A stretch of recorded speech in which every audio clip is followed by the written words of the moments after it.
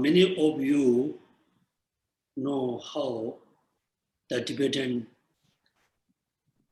make getting said Shi De Lek. It has a very important meaning. I think around 1985, I think 1986 around, one of the Tibetan New Year Day, there was a big Tibetan gather at the His Holiness temple in the Techen Chuling, and the weather was very cold, snowing, at the same time it's raining. Then His Holiness said, from the above the temple, His Holiness said, Tashi Dile. And that time he explained the meaning of Tashi De Lek, 3 words. Tashi De Lek. These 3 words connected with the 3 paths. The small scope path, the middle, and the great scope path. Tashi means auspicious and virtuous. When we live virtuous life, do a lot of virtuous action, we can be free from lower realms. We can have a happy life. Tashi. They mean being well-being. It explained the liberation. If we achieve liberation, we ourselves able to live happily, well-being, being wealth. Then Lek. Lek means the excellent well-being, being excellently. It explains the Buddhahood. So in Tibetan culture, most of the tradition, cultures always connect with the practice, connect with the Dharma, particularly link with the Mahayana tradition. So before we chant, before we recite any mantras, at the beginning, even though very ordinary, the grandpa and grandmas, all the uncle and aunties, they say, wish all my mother sentient being be happy, free from cause of suffering. I wish all my mother sentient being be happy. Then they recite recitation. So before they eat and drink, they always hold the cup, the plates with the food and drink. Very simple way. They say, I offer this drink and food to the Tibetan. Then Om Ahum, and they drink. So Tibetan culture is very much connected with the Mayan practice. Therefore, Tashi De Lek. So before we actually start the Lamrim class, as usual, please everybody set the proper motivation for becoming Buddha. If you think, I don't think I can be Buddha to benefit all sentient beings, then you can think, I will study Lamrim, I will practice Lamrim in order to achieve liberation for myself, liberate myself. Also, if you cannot think to achieve liberation, then you just think, I will practice, study the Dharma and Lamrim, have a happy life in samsara. So at the beginning, please set up, generate proper motivation, mainly becoming Buddha to benefit all sentient beings. Then the Buddhahood, the excellent state, we cannot simply achieve through simple recitation and simple meditation. We need to practice bodhicitta. In order to practice bodhicitta, we need to know how to practice. In order to practice Lamrim, also we need to know how to practice. In order to know how to practice, we need to learn, we need to hear, we need to study. Therefore, today we are going to study about meditation, particularly the two great obstacles for achieving meditation. So meditation is the most important technique, the mental technique, how to liberate ourselves from samsara, how to achieve Buddhahood.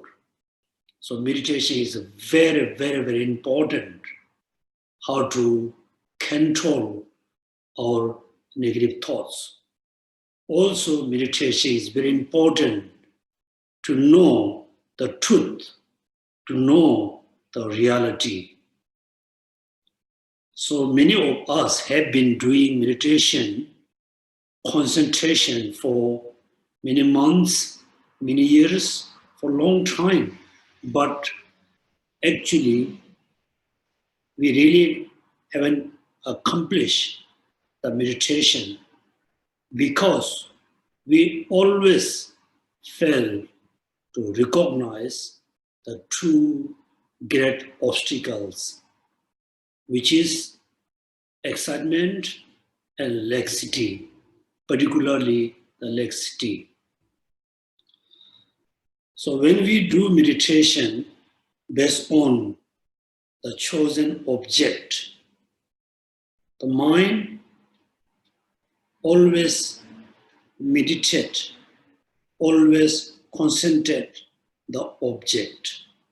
When we concentrate, make sure we concentrate very strongly on the chosen object.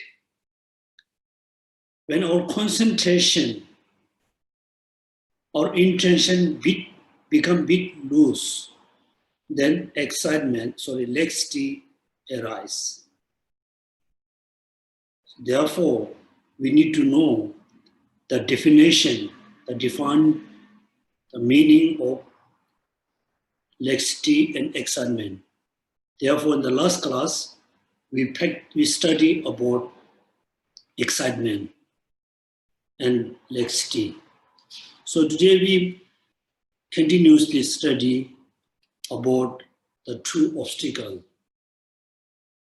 So when we think about laxity, then please remember laxity, then another word, lethargy, then the foggy mind, the clouded minds,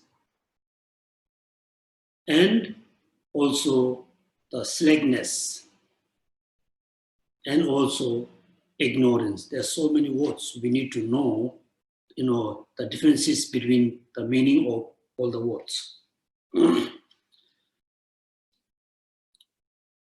First, we need to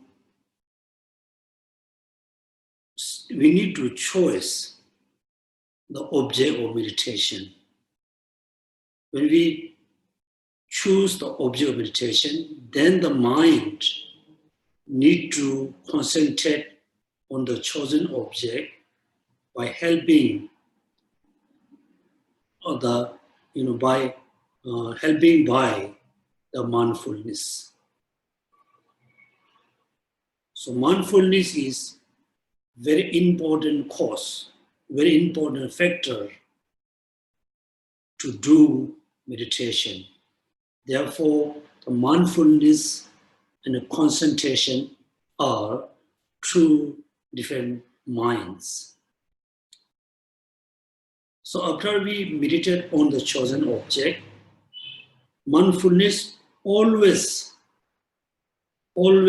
must be there. When you forgot, if the mindfulness is slacked, no more there, then we forgot the object of meditation. Then our mind distracted by other thoughts. Right? So in order to continuously meditate on the chosen object, mindfulness must be there.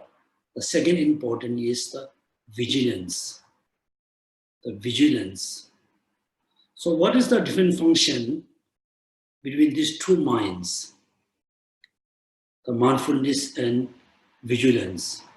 Mindfulness always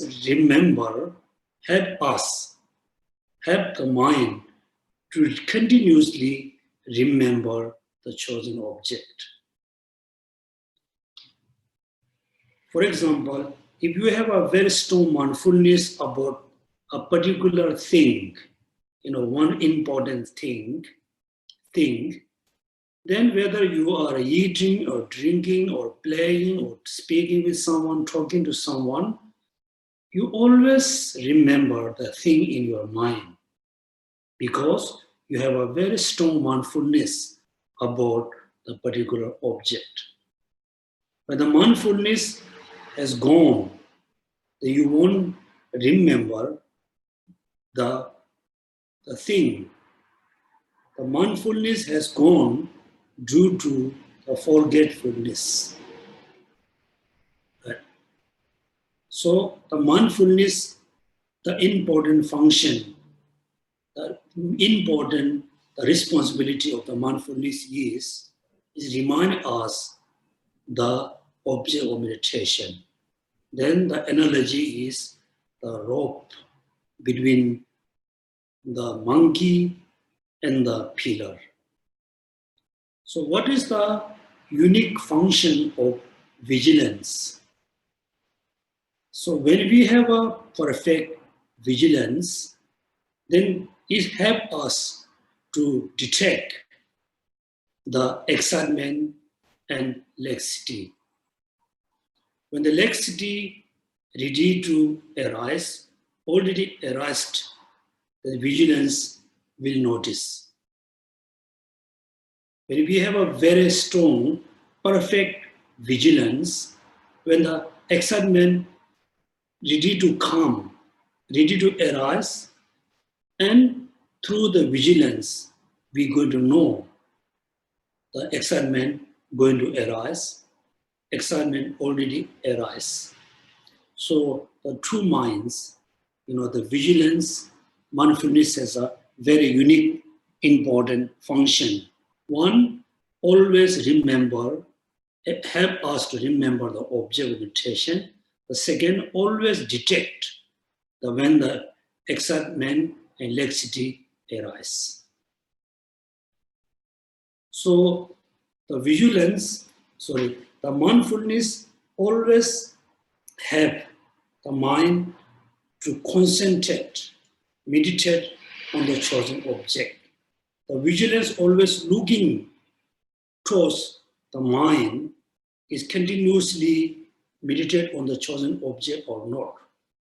The vigilance helps to detect when the excitement arises, when the laxity arises. So two manasa, two important functions.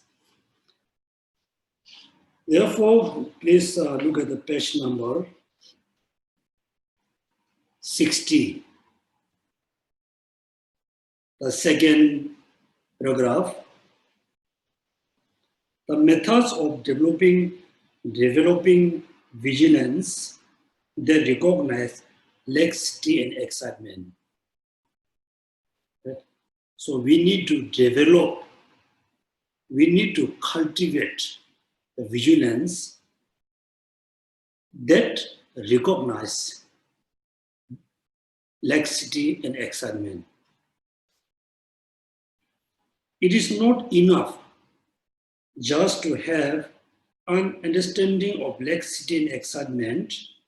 You have to be able to develop vigilance that accurately detects whether laxity or excitement is present during the meditation. Moreover, by gradually develop powerful vigilance, not only must you develop vigilance that recognize laxity and excitement, as soon as they occur, you must also develop the vigilance that recognize them when they are on the watch of the occurring before they have actually arisen. The first sentence, look at the first sentence, it is not enough just to have understanding of laxity and excitement. This sentence is very important advice for us.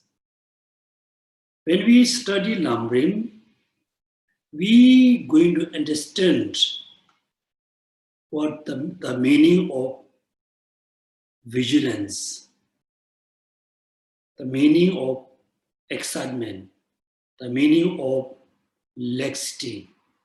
It is not enough. So we have to develop vigilance accurately, detect whether laxity, excitement is present during the meditation. Right? We need not enough to understand these two things. We actually need the vigilance. In the same way, everybody knows the meaning of impermanence, the meaning of the subtle impermanence. It is not just enough to understand. We need the actual mind which really realizes impermanence, the subtle impermanence. When we have the mind which realizes impermanence, then all the attachment, desire can be controlled. Also, everybody understands the meaning of great compassion. It is not just enough to understand compassion. Actually, we need to develop compassion. Also, bodhicitta. Also, the 6 perfections. Same way, it is not enough to understand the definition, the meaning of vigilance. We need to develop. So how? You have to be able to develop vigilance that accurately detects whether laxity or excitement is present during the meditation.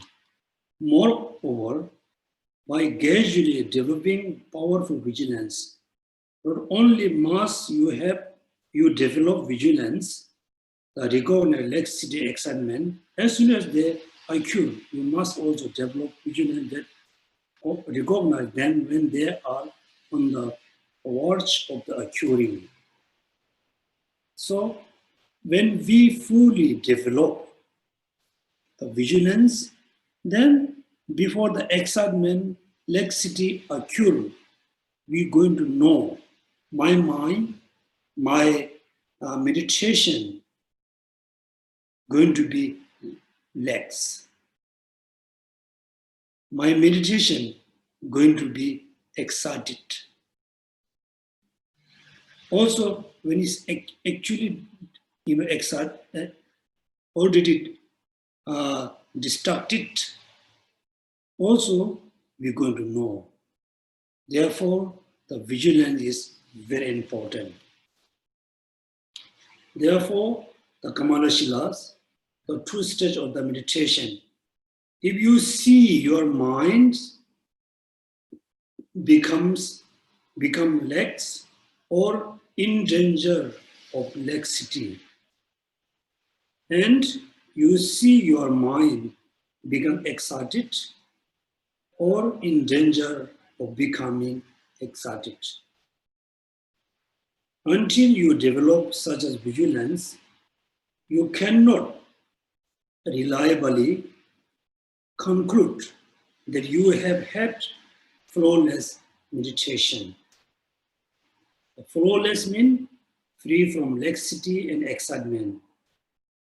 Right? So without having the proper vigilance, we cannot say, I can do good meditation. I have a good meditation. What does mean good meditation? What does mean the bad meditation? The meditation, the concentration is completely free from laxity and excitement. Then the meditation is a perfect meditation, good meditation. If the concentration, meditation influence polluted by excitement, laxity, then the meditation is impure, incorrect, particularly influenced by laxity. Therefore, this is because not having developed powerful vigilance, you cannot be sure whether laxity and excitement have occurred. Likewise, in passage the beings, there is a recognition of laxity, excitement. Then there's a quotation from Mitrias, says that you need vigilance in order to recognize laxity and excitement. Accordingly, if you have not developed vigilance, such as would preclude any failure to recognize the presence of laxity or excitement, then even if you try to meditate for a long time, you will pass time under the influence of subtle laxity and excitement. Failing to see laxity and excitement while they are occurring, right? So please, everybody must think, in order to do the right meditation, I need two important things. The first important one, mindfulness. Mindfulness. For example, when we meditate on impermanence, first we use like maybe certain verses from Buddha, some verses from like masters, and recite the verse a few things and think about impermanence. Then use simple logics to understand have a deeper understanding about impermanence. Then your mind just set with the impermanence. Your mind set with the impermanence by helping by mindfulness. Since you must remember always right now, my mind meditating on impermanence, always mindful about impermanence, mindfulness. Then if you have a good mindfulness, then we're not going to forget the impermanence. Always mindful of impermanence. The mind always concentrate on impermanence. Right? So when we meditate on impermanence, make sure we apprehend impermanence very strongly. Very strongly. When the mind becomes bit lax, the concentration, the meditation become bit like a lax, then we can say that your concentration influenced by laxity, because we cannot see the object is very clearly. Laxity. When our concentration, meditation, the focus become bit loose, bit lax, we're not going to recognize because we don't have the vigilance. We haven't developed the vigilance. The excitement already occurred, we're not going to recognize. The mind, the concentration mind already excited, already distracted, we're not going to understand because we don't have powerful vigilance. Therefore, two things are very important. Free your meditation from the false. Laxity assignment, they are occurring. Then there's a question, right? Yes, everybody say, yes, in order to have a perfect meditation, we need good mindfulness, we need very powerful vigilance. Then the question is there, how we can have good mindfulness, how we can develop the vigilance.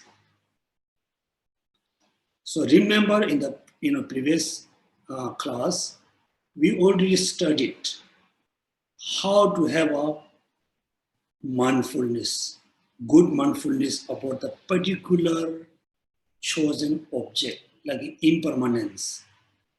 Read, many times about impermanence.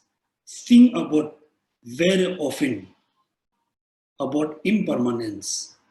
Is important practice how to remember impermanence, how to have a good mindfulness about impermanence. Second, how we can develop the vigilance. Reply. Vigilance has two important causes. Two important causes to develop vigilance. Replies, its most important cause is the process of maintaining mindfulness.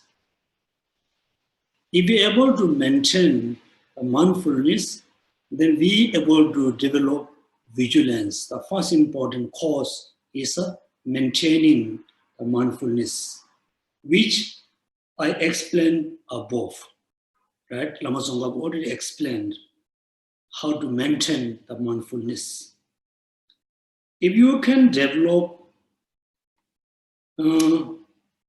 continual mindfulness, you will be able to avoid forgetting the object of meditation and becoming distracted. Right? If we have a good mindfulness. I'm not talking generally you have a good mindfulness. Your mind is very mindful. So we must have a good mindfulness. Which object we are going to meditate on? For example, impermanence. If we have a really good mindfulness about impermanence, then we continuously remember the object of meditation, which is impermanence. Also, our mind cannot be distracted.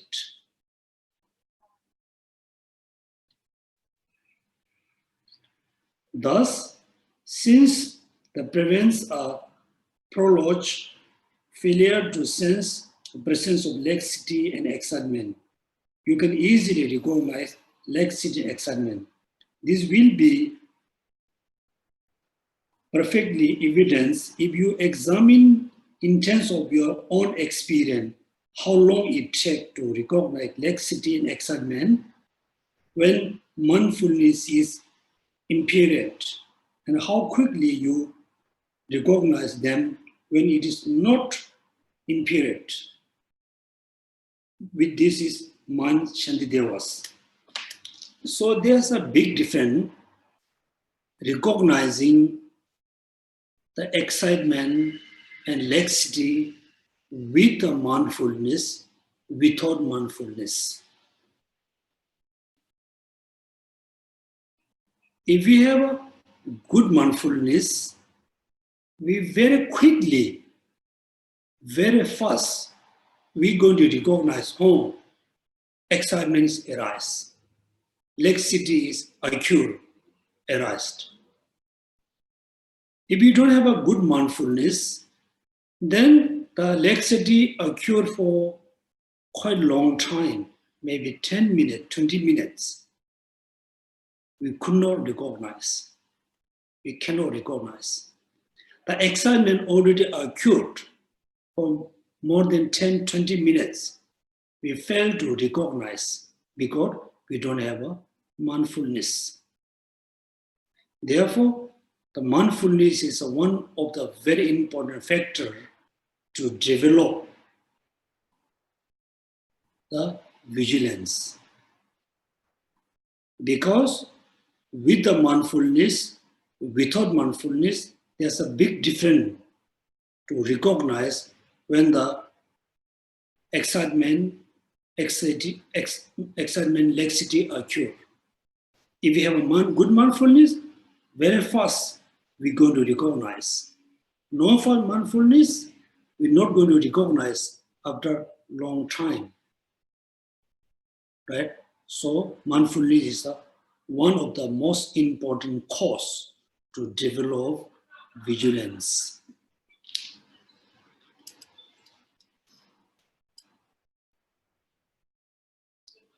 There's a quotation engaged in the Buddhist authorities for Shantideva. When mindfulness dwells at the gate of your mind for its protection, then vigilance will appear. So here to mindfulness at the gate of your mind, at the gate of your minds. So your mind is look like, like a house, like a house. House has a gate. Then if the mindfulness is always next to the door, the gate, someone try to enter, then the mindfulness will stop. Right? So mindfulness look like a guide. Always protect your meditation, your concentration.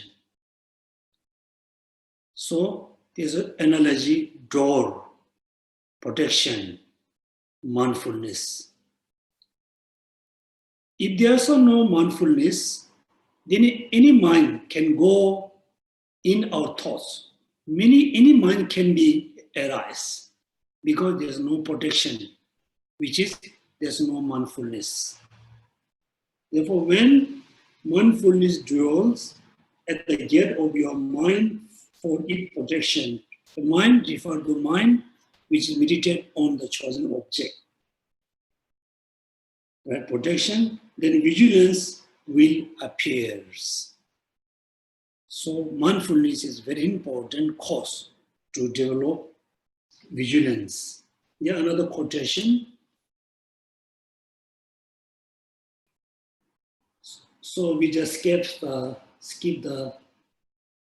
statement. There's a recognition of laxity and excitement by vigilance if mindfulness do not lapse. Indicates that mindfulness, when fully present, is accompanied by vigilance. That is why it is says, in mindfulness do not lapse. So without mindfulness, we never ever think I can have a good vigilance. Vigilance very much depends on mindfulness. Therefore, mindfulness is look like a very important foundation.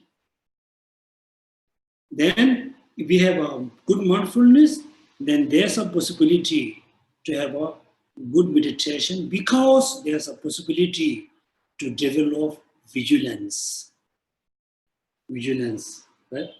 That's the second cause. The following cause of vigilance is distinctive to the way of maintain vigilance. The first cause is mindfulness, cause to develop vigilance. The second cause is vigilance is distinctive to way to maintain vigilance. Second is, so we continuously need to maintain the vigilance, not just develop the vigilance. We need to maintain the vigilance continuously maintain the vigilance. Now, how we can maintain the vigilance? Focus your mind on the visualized image of the body of the deity, etc. Or focus on the subjective aspect, such as the quality of the experience being simply luminous and awareness.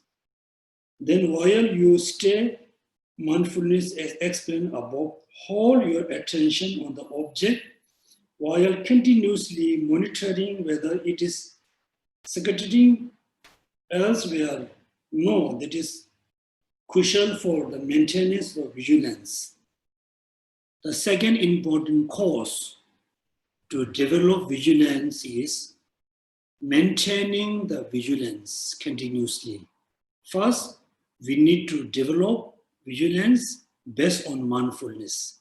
Second, we need to maintain the vigilance continuously. How? Then here says, focus your mind on the visualized image of the body of the deity, etc. Right? So he's talking about, meditating based on the Buddha body or Buddha. So when we meditate on Buddha, so all one always focus on the Buddha, then the focusing continuously maintain. That means he's talking about how to maintain the vigilance based on the object, from the object side. Second, focus on the subjective aspect, such as the quality of the experience being simply luminous and awareness. Second, you need to focus the subjective aspect. Objective, focus your mind on the Buddha. The Buddha is not referring to the external picture and painting, the image of the Buddha in our mind. Second, focus the mind, which is visualize the Buddha. That means focus the subjective mind, which is the mind is luminous, awareness. So this is how we can develop vigilance. Then while you stay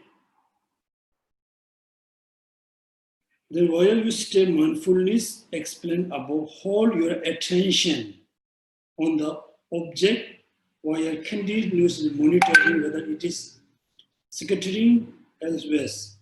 So this means how to maintain the vigilance. So until here, what we learned, we studied the definition of two minds, which is excitement and laxity. Also, we understood the differences between laxity, slackness, then another one, lethargy. Right? Lethargy is look like a the kind of foundation to arise slackness, the laxity. So now we're going to learn, also we learn the differences between the destructive mind and the excitement, differences between these two. The mind which is destructed, caused by attachment, they we name excitement. The mind, the concentration, the meditation mind, distracted by, caused by other negative thoughts, even though also the positive thoughts, that we name the destructive, slackness. So here I think you may think, some of you may confuse. Let's say, right now, everybody meditate on impermanence. So impermanence is the object of meditation. Our mind, set with the impermanence. Our mind apprehend the impermanence very tightly. Then the focus, the apprehension and impermanence become a bit loose. Then our meditation already influenced by laxity. While the focus become a bit loose due to lethargy or due to sleepiness,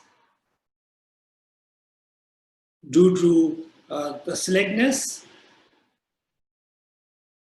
right? So the focus should not be loose. Our mind very tightly apprehend impermanence. Then while we are meditating on impermanence, suddenly our mind is wondering about drink and food. That's mean our meditation mind already distracted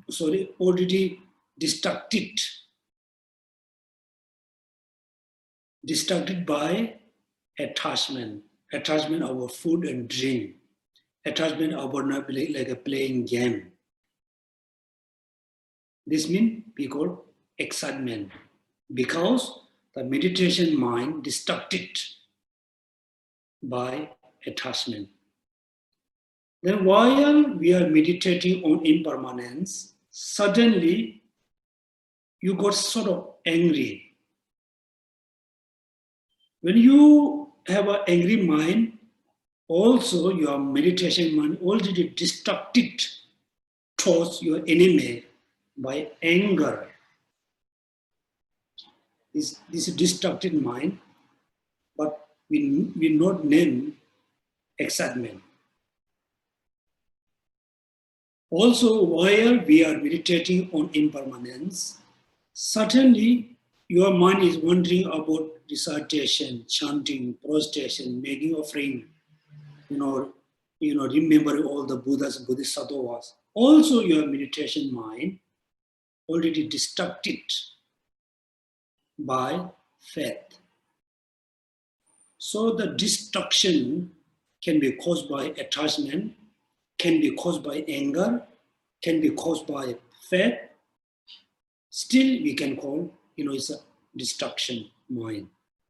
Also we learn differences between excitement and distracted mind. Then also we learn how to develop powerful mindfulness, how to develop powerful vigilance. Without mindfulness, we cannot do the proper meditation. Without vigilance, our meditation cannot be free from the faults. So we must know the mindfulness and vigilance are very important to have the proper meditation. So now, next we're going to learn how to eliminate excitement and vigilance. Excitement and laxity. So page number 62, after the quotation. So this quotation also very, very nice. Using only joyous perseverance, you will end up exhausted. If you practice with the edge of the wisdom, you will achieve the great goal.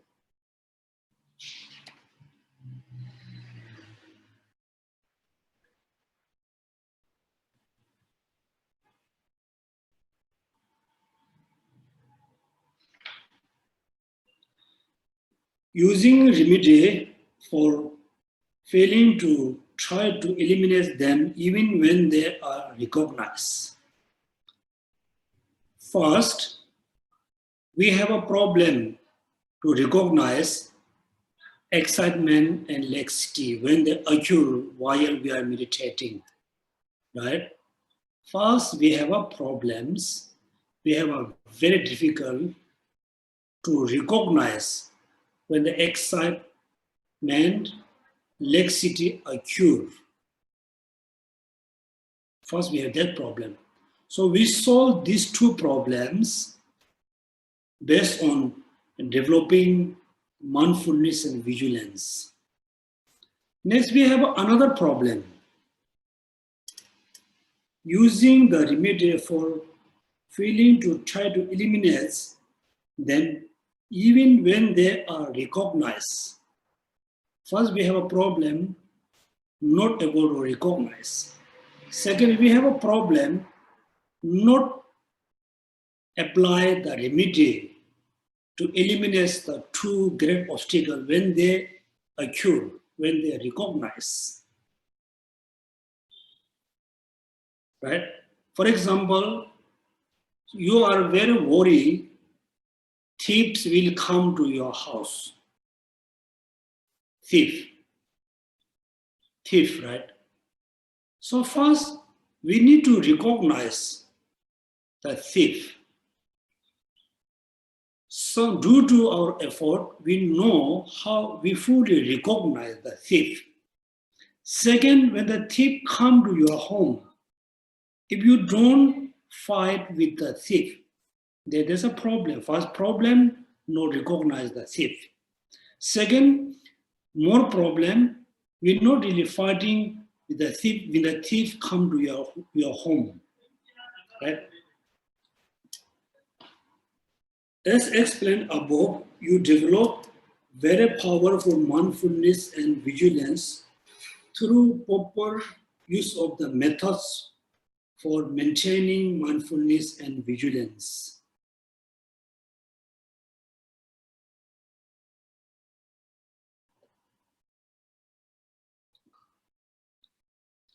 You develop very powerful mindfulness and vigilance through proper use of the methods for maintaining mindfulness and vigilance.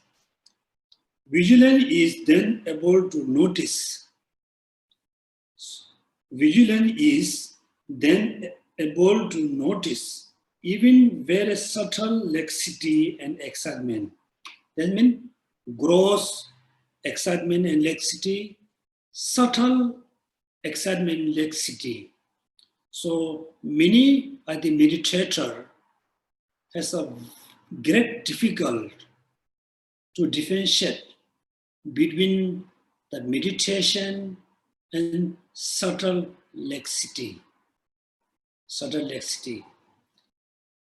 With the subtle laxity, you really fully focus. Your mind, meditation mind is fully focused on the chosen object. You continuously able to focus on the chosen object for many hours.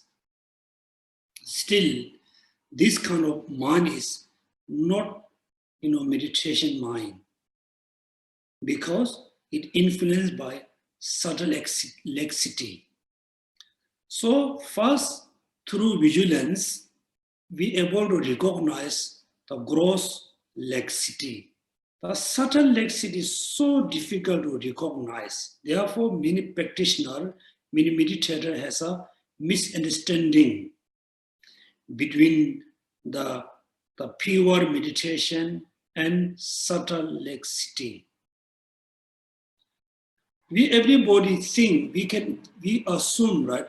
When you focus on the one of the single object, able to focus for a few hours, then we think, I have a good meditation. Actually, no, because your mind is completely influenced by subtle laxity. Therefore, laxity is a gross and subtle, excitement is a gross and subtle. Even though very subtle laxity and excitement, so there's no problem recognizing the occurrence of laxity and excitement. However, when you make no effort to stop those two as soon as they arise, there's two problems. First, however, when you make no effort to stop these two as soon as they arise, also one problem. Second problem, your complacency or failure to applying yourself constitute as extremely serious problem. So while we are meditating on the chosen object, so now let's say, your experience of meditation already become quite good. Good to recognize the laxity and excitement occur or, ready to occur. That means your experience is quite good. Now, through vigilance, when you notice excitement arise, if you don't stop immediately, then problem. Also, not just stop, just let it arise continuously. Not applying remedy is most problem, serious problem. In the same way, while you are meditating, you notice excitement occurred. You notice excitement occur through vigilance. You notice the excitement is comes, arise, but you're not immediately stop the excitement. And one problem. Second problem, you're not stopping the excitement, let it continuously arise, not applying any remedy. This is a big problem, serious problem. Therefore, here, please everybody read. Vigilance is then able to notice even very subtle laxity assignment. So there's no problem recognizing the occurrence of laxity and excitement. However, when you make no effort to stop those two as soon as they arise, one problem. First problem. The second problem, your complacency or failure to apply yourself constitutes an extremely serious problem for your concentration. As I told you before, first we have a problem to recognize who are the thieves to come to our house. Therefore, we need to do a lot of study. Through a lot of study, finally, we are able to recognize, oh, these person are the thief who are coming to rob me in my house. Recognize. Second, when the thief actually come to your home, you fail to stop. Number one, you are not stopped. They not stopping, then come to in your home. Second, you are not just stopping, let them continuously come and rob your house. You have failed to fight with the thief. Right? So first, we have problem to recognize the two things. Second, while we are meditating, we recognize, but we didn't stop immediately. First problem. The second problem, not stopping, let it continuously come. Let them continuously arise. We fail to apply the remedy. So these are more serious problems. Serious problem for your concentration. 4, if you practice in this way, your mind will form bad habits, and then it will be extremely difficult to develop a concentration free from laxity and excitement. So, while we are meditating, when we notice laxity arise, immediately stop. We notice excitement arise, immediately we need to stop it. First. Second, we are not stopping. Second, let it continuously arise.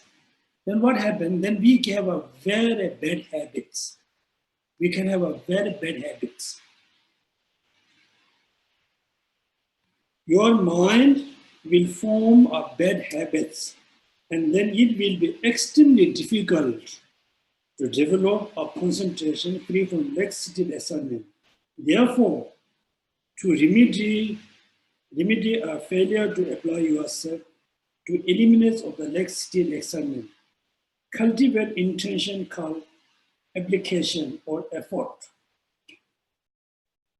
So, application. So therefore, I think here what you need to learn, I think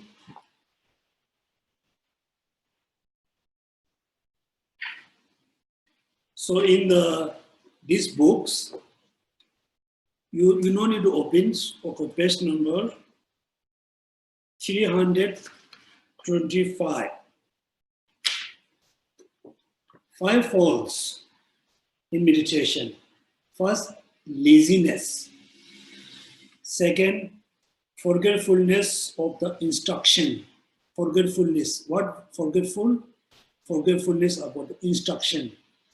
Number 3, laxity and excitement. Number 4, non-application of the remedy. Number 5, over-application of the remedies. 5 faults for meditation. Number 1, laziness. Number 2, forgetfulness of the instruction. Number 3, laxity and excitement together in number 3. Number 4, not application of the remedies. Number 5, over application of the remedies. So while we are meditating on the meditation object, when the excitement occurs, if we don't put effort to stop, that means we are not applying the remedy. That means non-application of the remedy. Right? So when we need effort, we must put effort to stop them. Then while we are meditating, our meditation is completely free from laxity and excitement, completely free from laxity and excitement. Still you put effort to recognize them, there is over application of remedy. You are applying the remedy for the not necessary. Right? 5 faults. What are the 5 faults? Number 1, laziness. Number 2, forgetfulness. Number 3, excitement and laxity. Number 4, non-application the remedy. Number 5, over application of the remedies. Those are the 5 faults.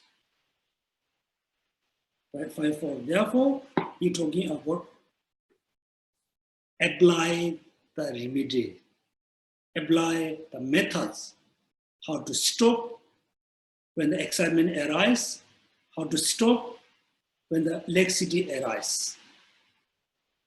If you don't apply the remedy, let them continuously arise, then we have a very bad habit in meditation. They will never ever to accomplish a flawless meditation. So therefore, to remedy a failure to applying yourself to elimination of laxity and excitement, cultivate the intention called application of or effort. This section has 2 parts: intention and the way that is stop laxity and excitement. Intention and the way that is stop laxity and excitement. Number 2, underlying the cause of laxity and excitement.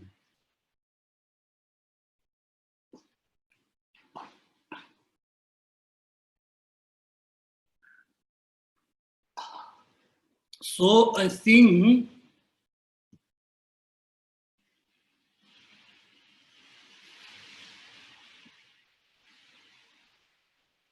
some of you, I think, quite feel bored. I can see their face. Okay, not talking too much. The analogy is thief, house, and you. So we are very much worried about secure your house, secure your property. Right? We always very much worry about security.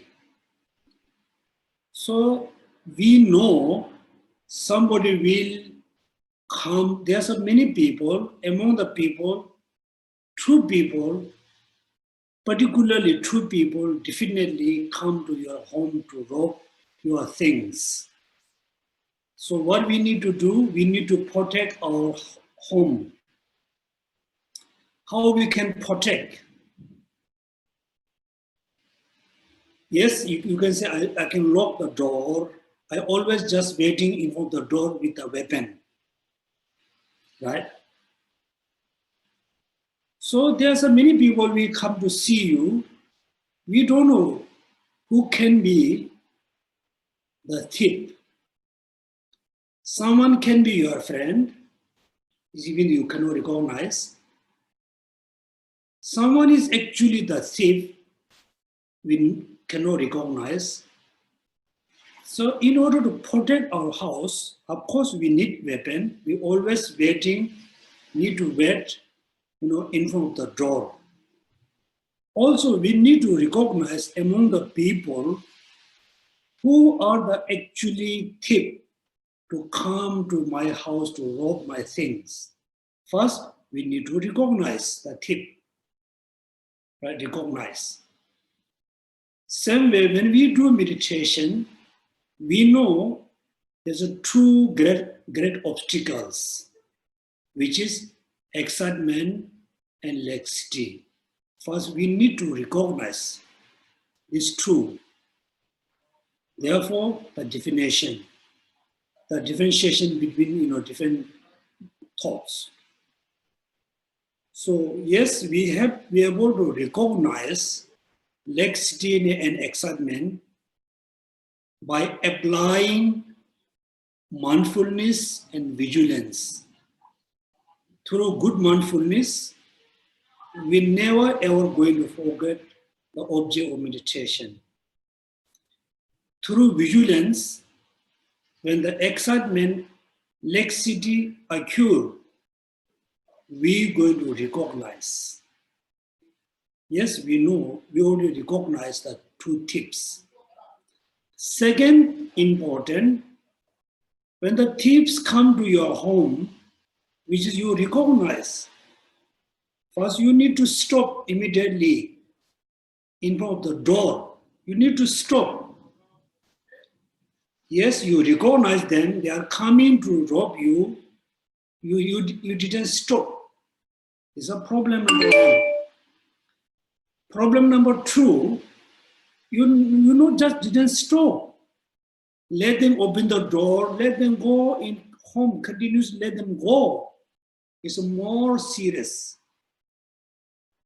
Same way, through vigilance and mindfulness, particularly through applying vigilance, we recognize the excitement and laxity. When they occur, when they comes, when they arise, we didn't stop. We didn't put effort to stop them arise. Problem number one. Problem number two, serious problem, we didn't put effort to stop them, but continuously let them arise. Then we just, doing kind of meditation, then our meditation time spent with the subtle excitement and laxity. So we didn't apply the remedy, which is intention or effort. Therefore, when we recognize they are occurring, immediately stop. Let them arise, let them occur. Put effort to stop. Not let them continuously arise. So the remedy is apply the effort to stop them immediately, not let them immediately arise. Clear? Why not? If there's thing I need to clarify, please feel free, ask question.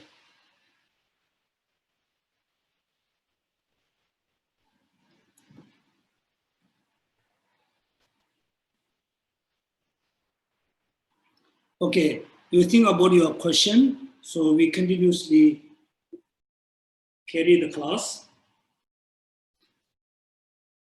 This section has two parts. Number one, intention and the way they stop laxity and excitement. The intention is kind of confusing mind, kind of words.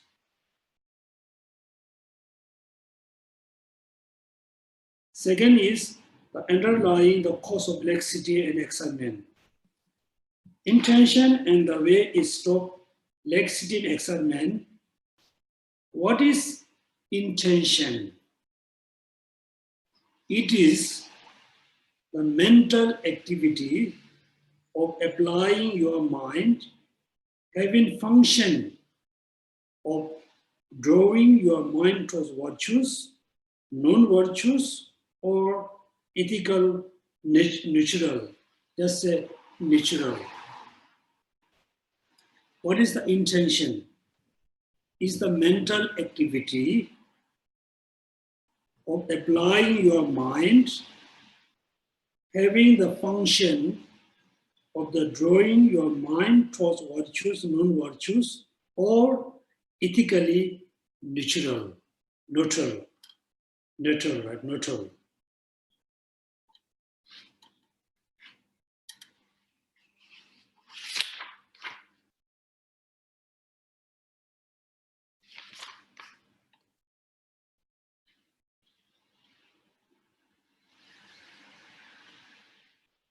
Here, I think we need to know a very simple way the mind and the mental factors, because the intention, vigilance, all of them include into the mental factors, the mental activities. Generally, the mind is look like a king.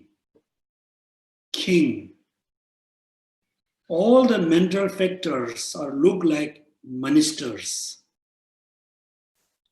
like a servants, ministers. King is very famous. He has the most important power. Actually, the king need to follow those ministers, because the king not going to understand everything. So king act, follow the ministers. All the mental factors are look like ministers. Right? So man is look like king, all the mental factors are look like ministers. The king actually depend on the ministers. Therefore, here the analogy like magnet and the ion. This show you should understand it. For example, ion feelings are compelled to move under the influence of the magnet. You can say magnet, you can see ion. The man is look like ion.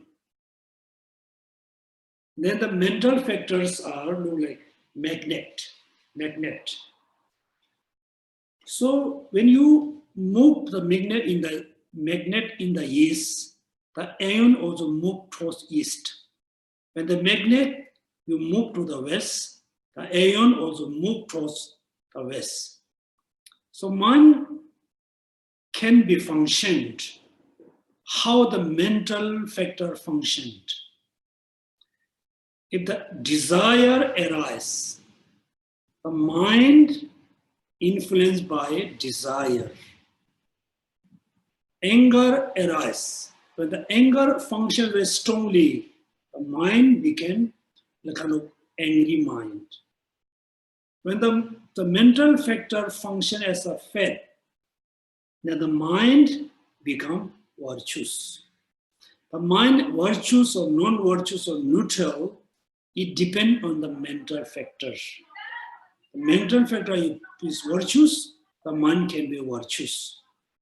The mental factor non-virtuous, the mind can be non-virtuous. When the mental factor is neutral, the mind also becomes neutral. Therefore, how the mind and mental factor function together each other. Similarly, the mental process of intention moves, right, and stimulates your mind towards virtues, non-virtues, or the ethically neutral. This means minds function how the mental factor function. So, what's the relationship? What's the link? This analogy with the intention,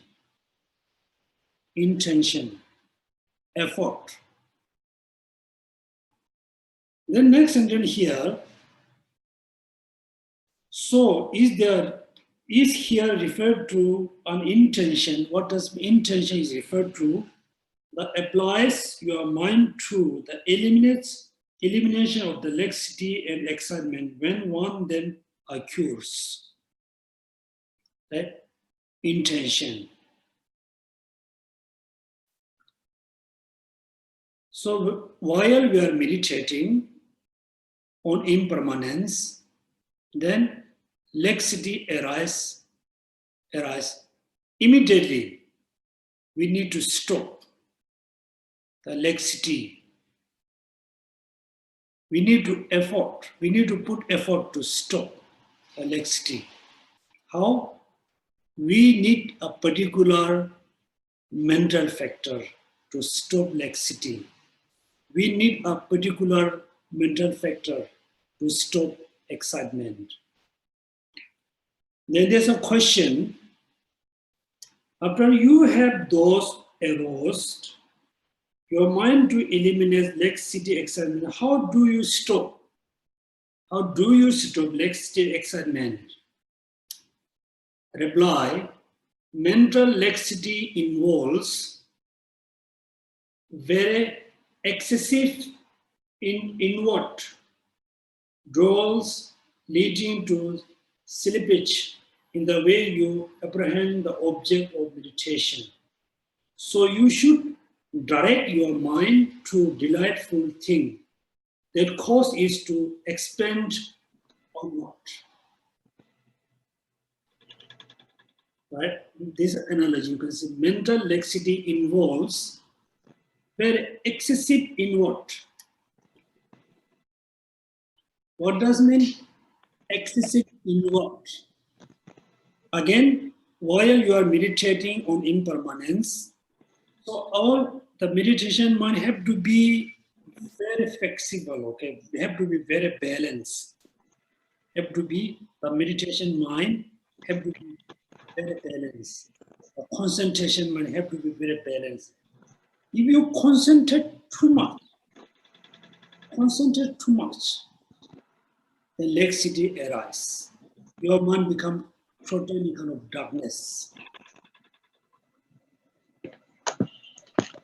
Therefore, in order to overcome the laxity, you need to put effort to delight the meditation mind. When the laxity arises, your meditation mind becomes very dull, quite darkness about object of meditation. You cannot see the object much clearly, or your mind becomes totally kind of, discouraged about meditating on the object. Then the delightfulness thing is come. So while we are meditating impermanence, our meditation mind becomes very darkness. You look like you are quite half sleepy. Then we need to overcome the darkness. How? We need to think about the delightful thing. Then slowly we are able to overcome from the laxity. While we are meditating on the impermanence, if our mind become excited, its mind has gone somewhere about drinking or eating or playing things. Also, we need to put effort to reduce the excitement. Then after that, again, you need to meditate on the actual object of meditation. Okay, is there any question? I must clear, I know it's a bit difficult to understand. No question, right, for so far?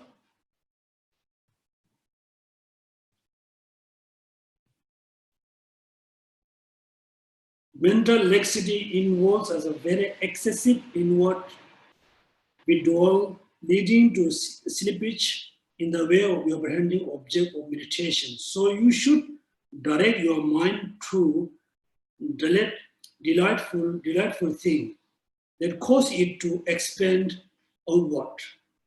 This should be something like a very beautiful image of the Buddha, not something delightful that give rise to reflections or bring to mind an image of the light, such as the sunlight.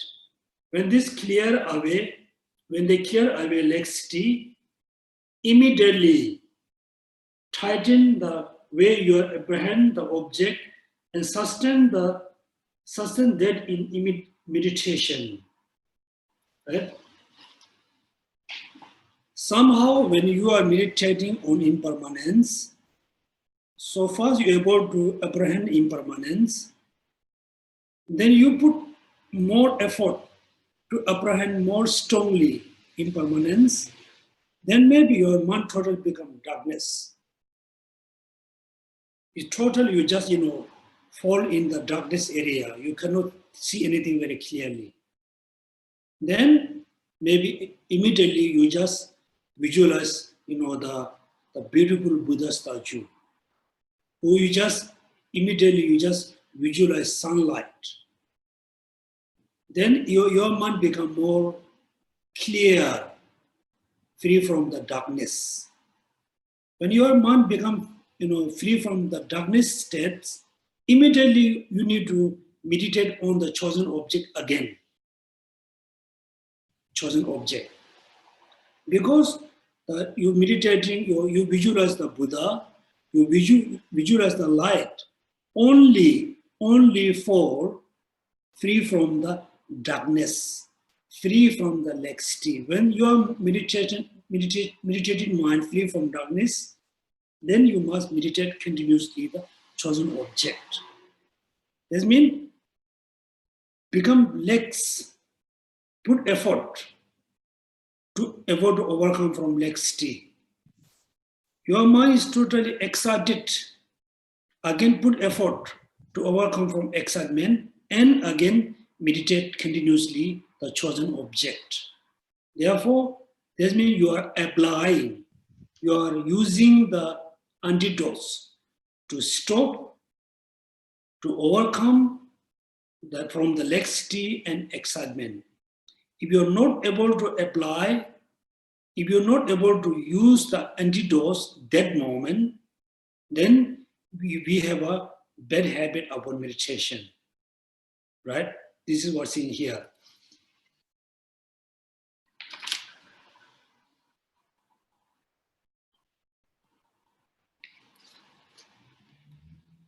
Next, we study very little bit about the underlying cause of laxity and excitement, page number 66. The 64, 65 is more detailed explanation about laxity and excitement, how to overcome when the laxity occurs, when the excitement occurs. Now, the underlying cause of laxity and excitement.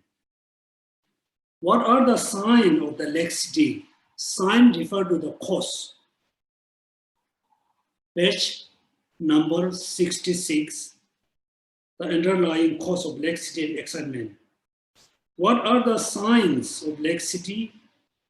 Not restraining the sensory faculties, not eating in moderation, not making an effort to practice rather than sleeping during the earlier and later parts of the night, ongoing lack of vigilance,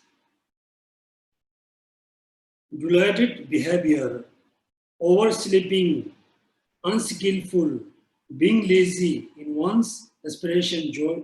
So that means those are the causes. Now you can see there are so many causes for laxity.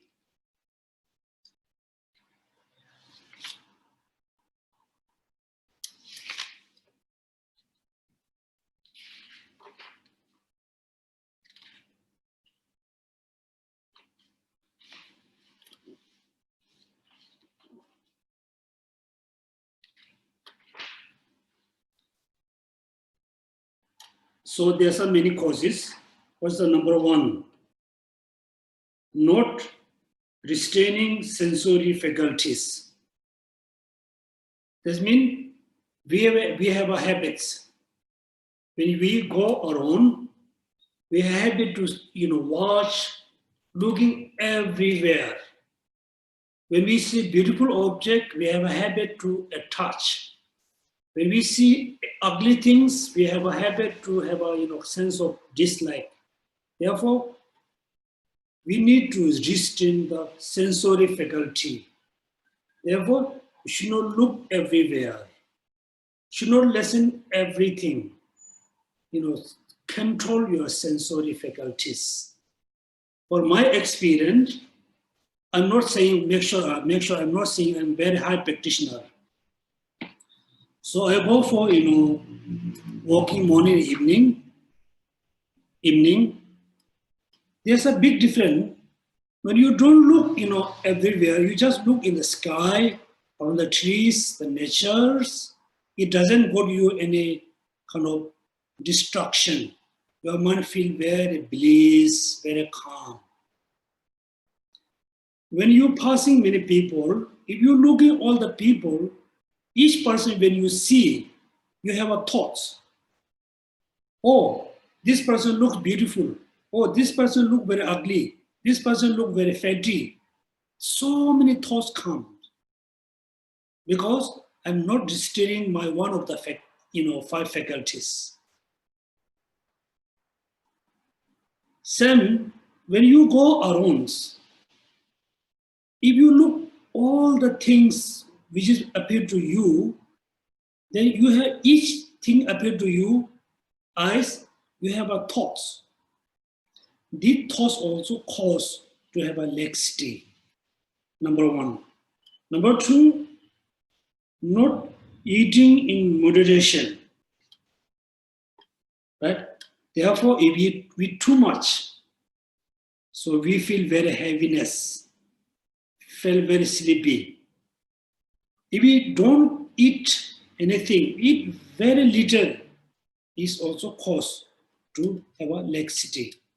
Therefore, in Buddhist tradition, all the audience people not supposed to eat dinner. If you eat dinner, you cannot do good meditation. You feel very heavy. You feel sleepy. Then it causes to arise laxity. Again, as in Buddhist tradition, many people say you should not eat garlic. You should not eat meat. Yes, eating meat is kind of very, non-ethical things. But eating garlic is just simple kind of thing. Why we not supposed to eat? Again, if you garlic, you feel sleepy. If you eat meat, also you feel very heavy, sleepy. Therefore, not eating in moderating. Then not making an effort to practice rather than the sleeping during the early and later parts of the nights. Right? Then second, we need to know when we should sleep, when we should not sleep. We should not sleep early morning, maybe around 5 to 6. Like 4:30, 5, 6 is the best time for meditation. Because we rest for many hours. You wake up like maybe 4, 5. Your mind is very fresh. You have enough resting. Then you are able to do meditation. Right? So we should not sleep, early morning. Also, we should not sleep like an evening part of the night. Part of the night mean around, let's say, this day in Singapore, maybe 7:30 to 8:30. 7:30 to 8:30, maybe 6, let's say 6, 7, 8. 6, 7, 8 maybe between. Because you just have your own experience. Early morning, when you do practice, you feel very easy to practice. Evening maybe like 6, 7, it depends on the time. And this day I think the night time is become bit longer. Sorry, daytime bit longer. The last month, I think 5:36 is already become darkness. This day maybe 7:30, around 8. That time when you do meditation, when you do practice, you feel, oh, it's a bit easy to do practice and meditation. Therefore, we should not sleep, early morning, maybe around 5 and 6. Evening, like let's say 6:30, it's like 7 or 8. Not eating, rather than sleeping during the early and later part of the night. Ongoing lack of vigilance. So, lack of vigilance also cause to arise laxity. Then the dilute behaviors.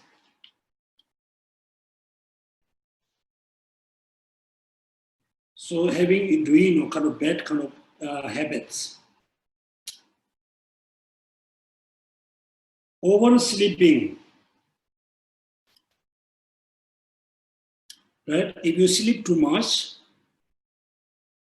sleep for a long time, then you have a habit for sleeping.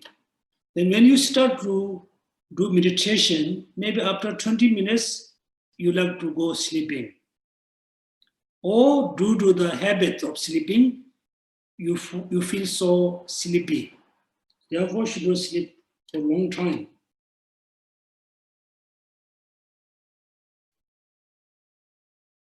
Sleeping and being unskillful.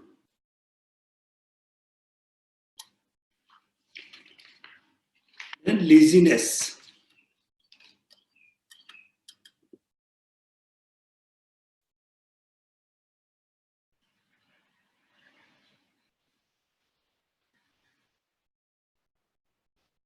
Laziness in one aspiration, joyous perseverance, intention, analyzing, giving only partial attention to the sensitivity.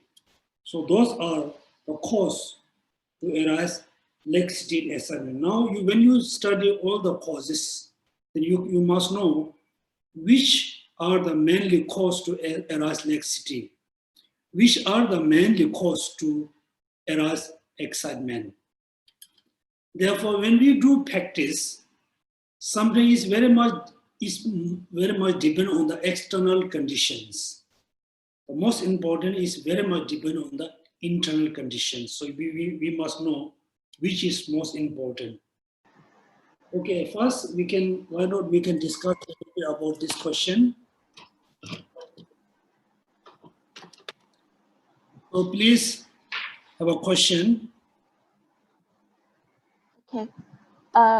Geshe, the first question actually relates to last week's. Okay, is from Joyce Lin. Her question is the word impermanence a negative phenomena? Mm-hmm. Yes. Impermanence, emptiness, those are we say negative phenomena. That's why I said many times in class, in Dharma class, in Tibetan we say gakpa, trupa, established phenomena, trupa. Gakpa is not the right word, say the negative phenomena. We say gakpa, trupa. Gakpa means, I think, negate. We can say negated phenomena, then established phenomena. Yes, impermanence, emptiness, the negated phenomena. Mean, in order to realize impermanence, we need to negate the permanent. Without negating the permanent, we cannot realize impermanent. Without negating the negation, we're not going to realize emptiness. Therefore, yes, emptiness, impermanent, is a negated phenomena. I don't think it's a correct way to say negative.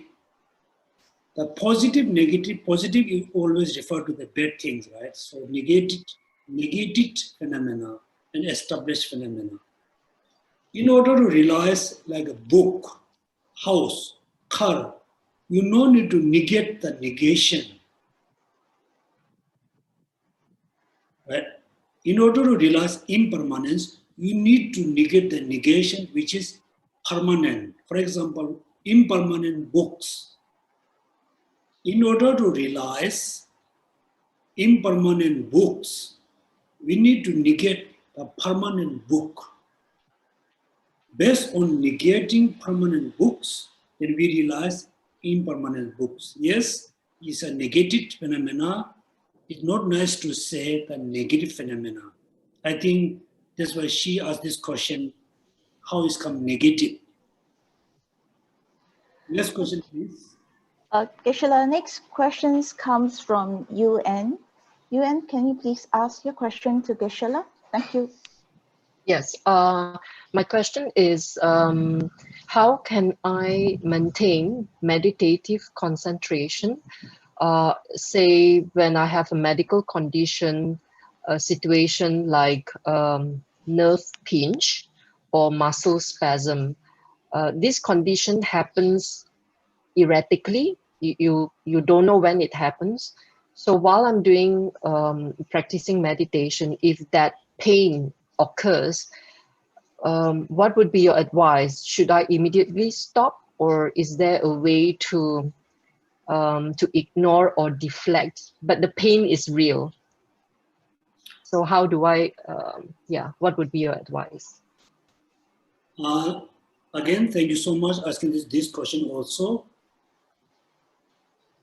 For example, when we do meditation or impermanence, we remember when the excitement arises, immediately we need to stop the excitement. Otherwise, our meditation cannot be perfect.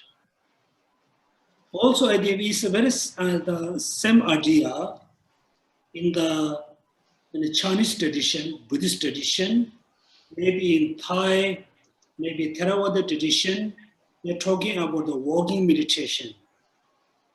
Where someone, does meditation for 1 hour, then slowly they feel, there's a backache, back leggings, there's a bit sleepy, bit tiredness.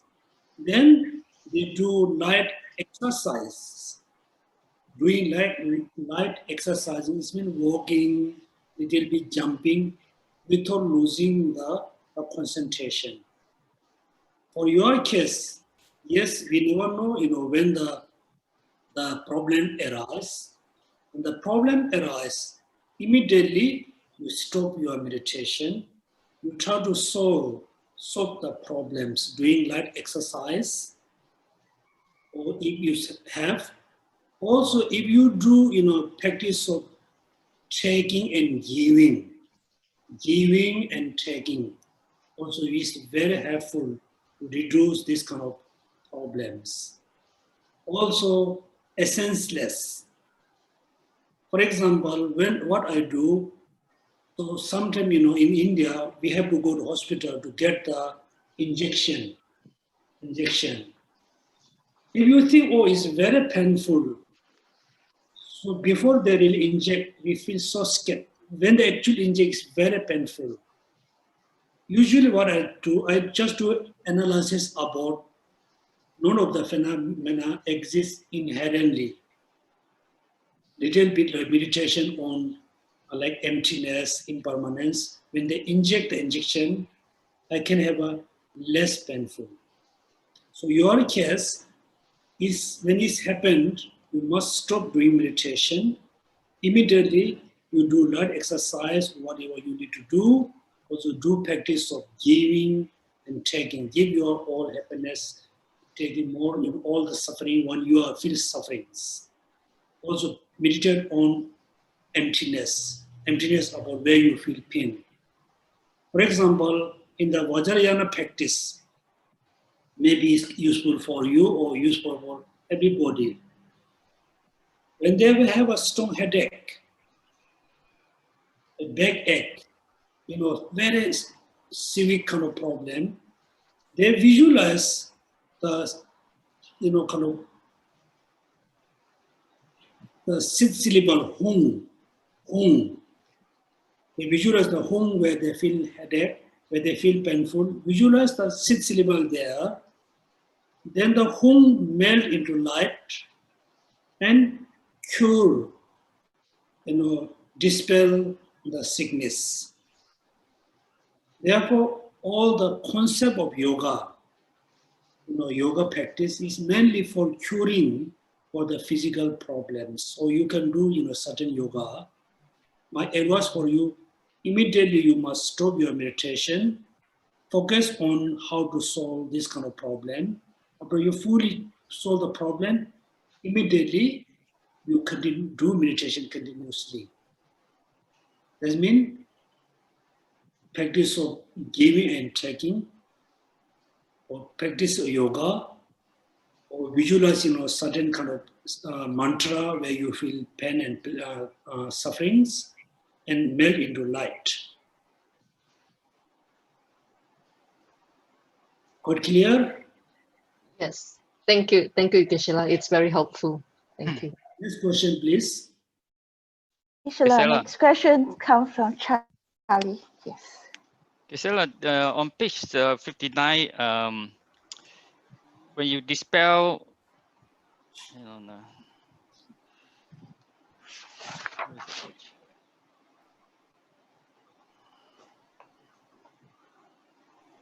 Yes.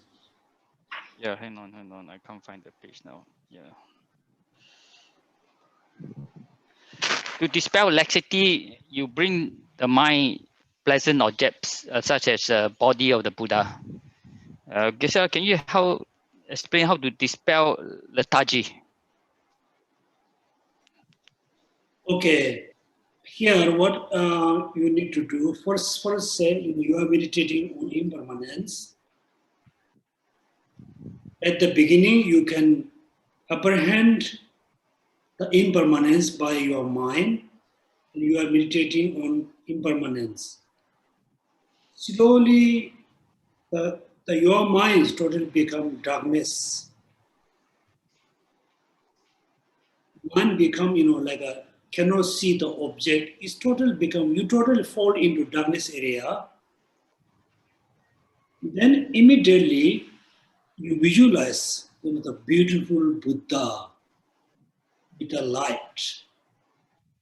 Immediately when you visualize the beautiful Buddha, you can see the Buddha very clearly.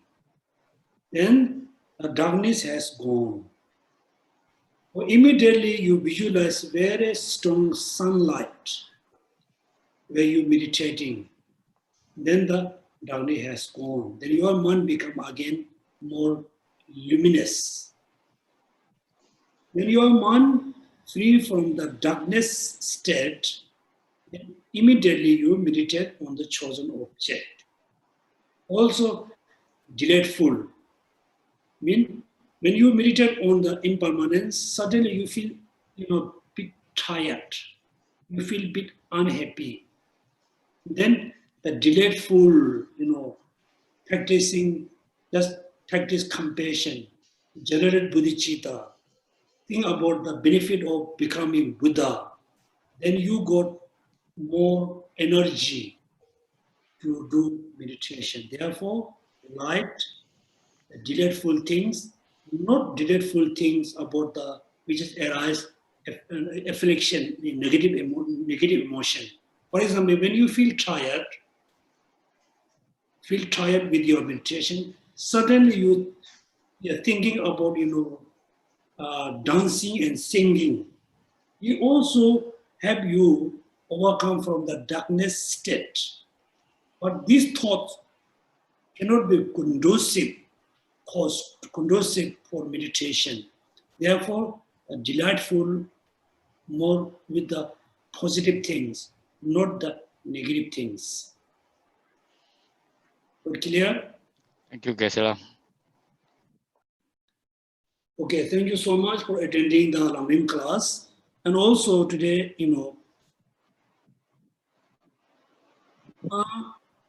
maybe it's kind of,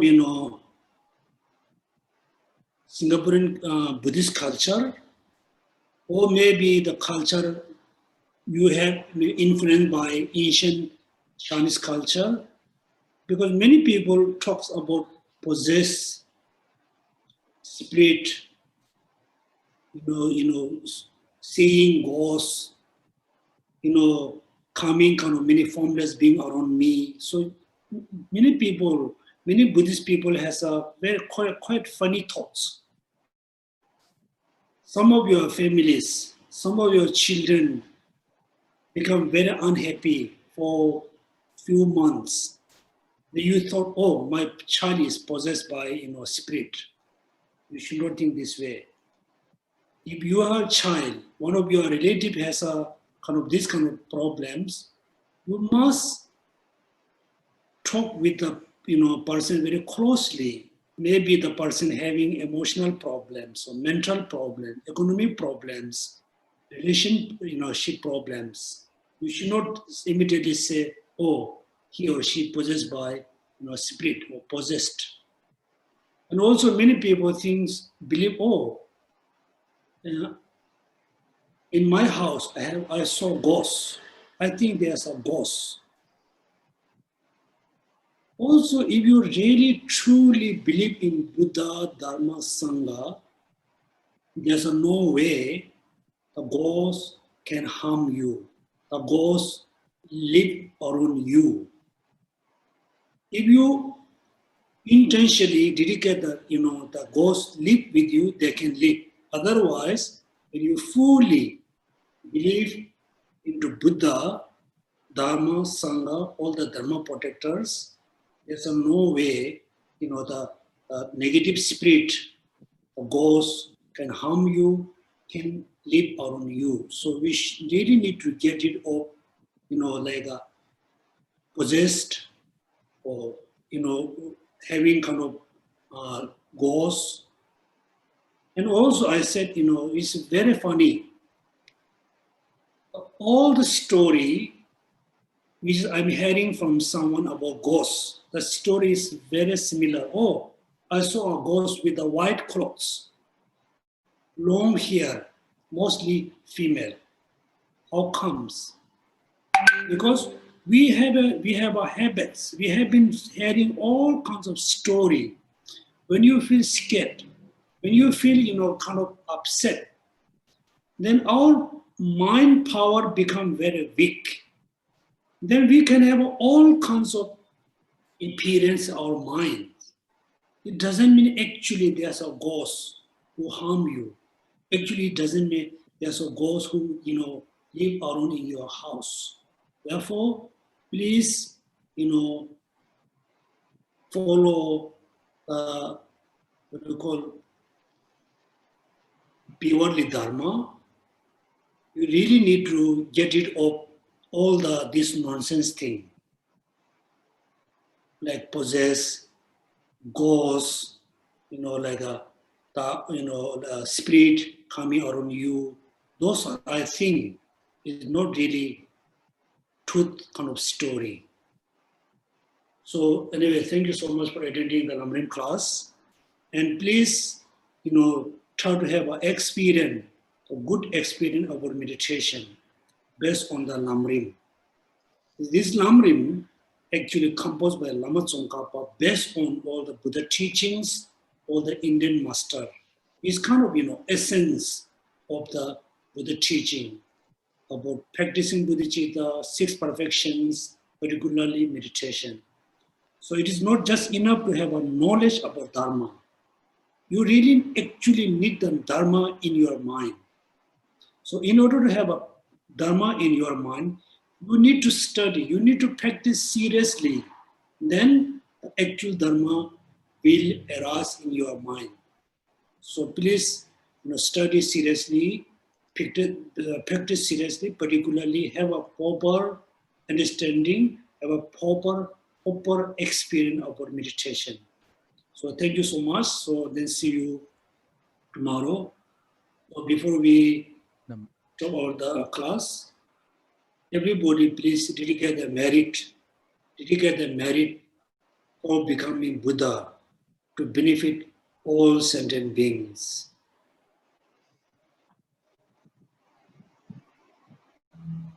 Also dedicate the merit or have a proper understanding of Dharma, a proper pure practice of Dharma. And dedicate the merit to benefit all your families and friends and co-workers. And dedicate the merit, all the benefactors, all the supporter and donor of Tibetan Buddhist Center. Also this week, I think we have done a good job. So we attend teaching from His Holiness. Also we celebrate, the Parinirvana Day of Lama Tsong-kha-pa.